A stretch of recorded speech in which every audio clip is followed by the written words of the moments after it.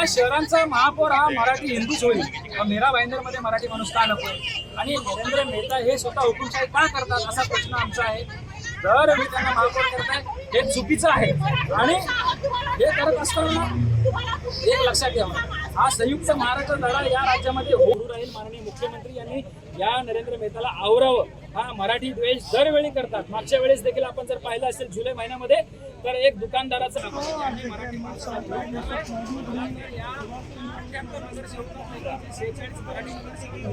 लोकांनी मराठी म्हणून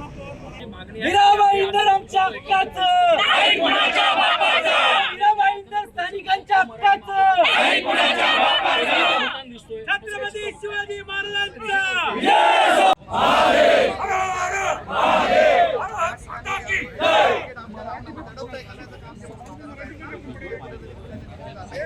या शहरांचा महापौर हा मराठी हिंदूच होईल.